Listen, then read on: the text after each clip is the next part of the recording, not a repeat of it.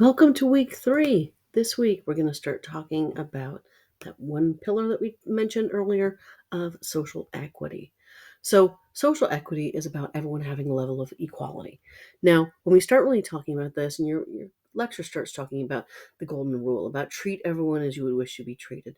But in truth, when we really look at equity, it's treat everyone as they wish they were treated. And I think that's a very important distinction that we need to start looking at.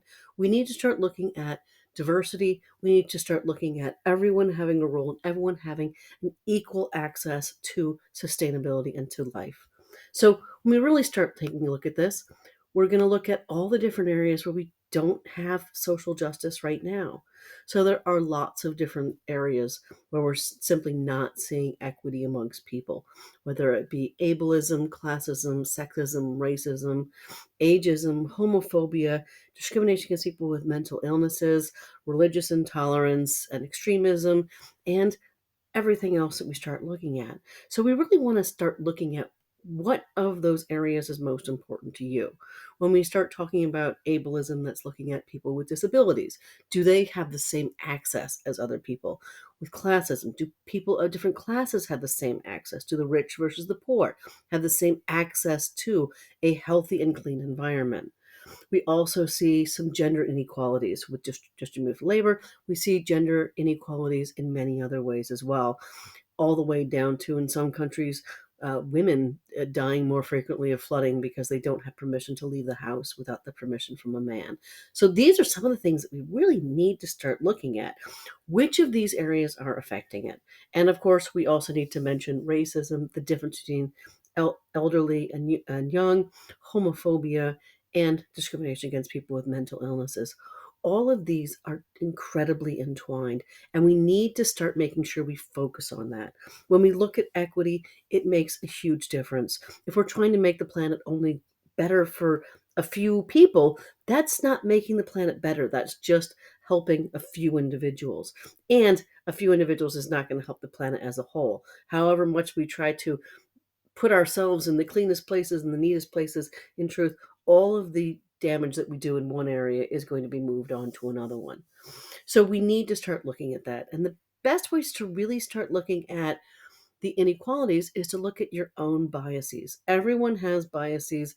We have these attitudes and opinions that we're born with, that we're raised with, where we think of one group as better than another. And as a general rule, we think of ourselves as better. And I think that's great. I think it's great that you think that your way of being is the best way to be, because if you don't think your way of being is the best way to be, you need to find a better way to be.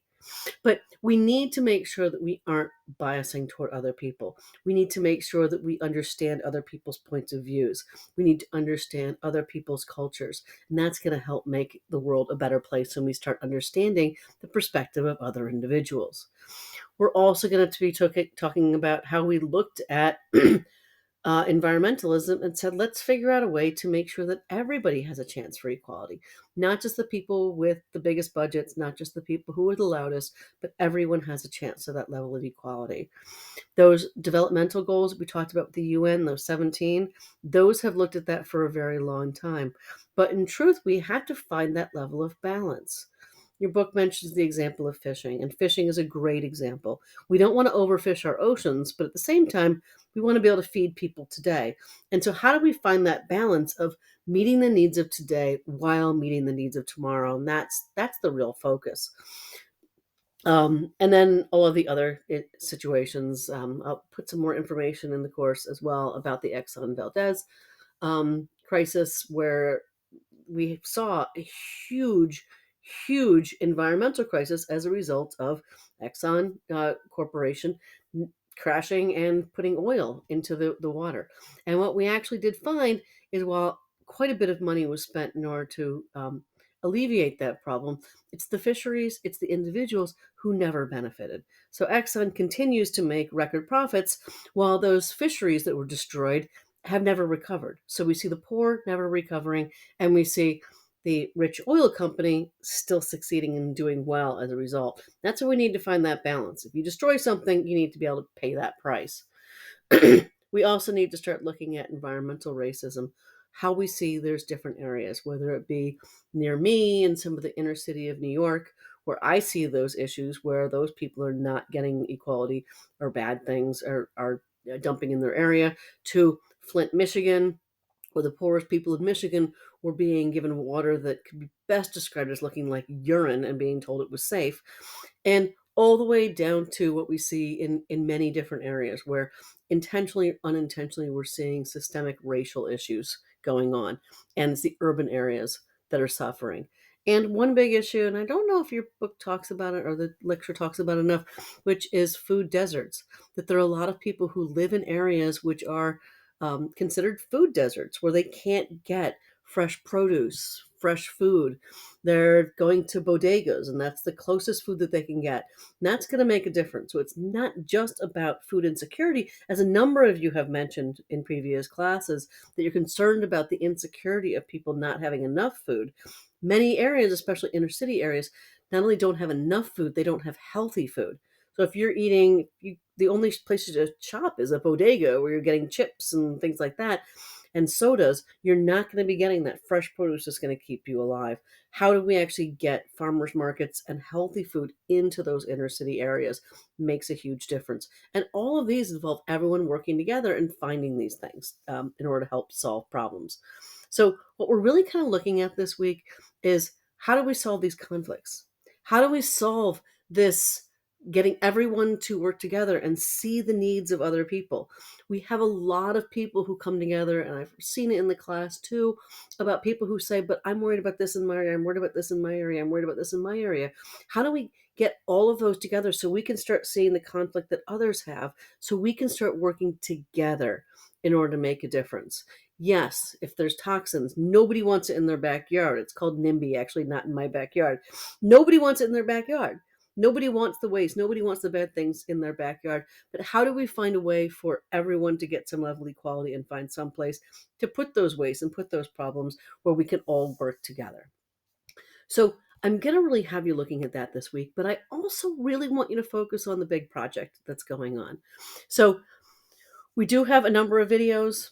Look at them, take a good look, get a good idea, and understand the link between environmental problems and poverty. But don't lose sight of focusing on that project that we're working on for the entire term. Now, we're going to start with a discussion about talking about which you want to talk about. Do you want to talk about ableism, ageism, homophobia, religious intolerance? Whichever one of those areas you want to focus on, that's up to you in order to figure out which area of equity you want to look at. I also want you to start looking at what those sustainability concerns are. And I want you to flesh this out in the discussion, because if you work with it in the discussion, then we can move forward onto the paper this week, which really leads into your big project. So all of this does the scaffolding that I've mentioned a few times. It builds upon one another. So I really want you to kind of work on working in that discussion. Pop in there early. Let's get those ideas out so that you're ready for that great project draft, which is your short paper that's due this week.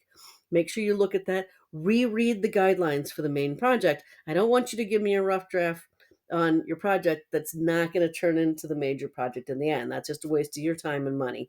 So let's take a look at what you want for that thing. Remember, think in terms of the 3 pillars. I mentioned it in a number of comments, in discussions, and in papers. I keep talking about, don't forget those 3 pillars. I'm going to have you focus on one of the 3 pillars. That's the equity, the environment, or economy. And if you focus on one of those, but you have to see how they all work together. We can't have sustainability if we don't look at all of those areas together. So I hope that gives you a good guideline, and I hope this helps you lead through that work. And again, remember always, if you have any problems, reach out, email, text. I'm here for you. And hopefully we're going to have another great week learning more about sustainability and how to really make this a true reality.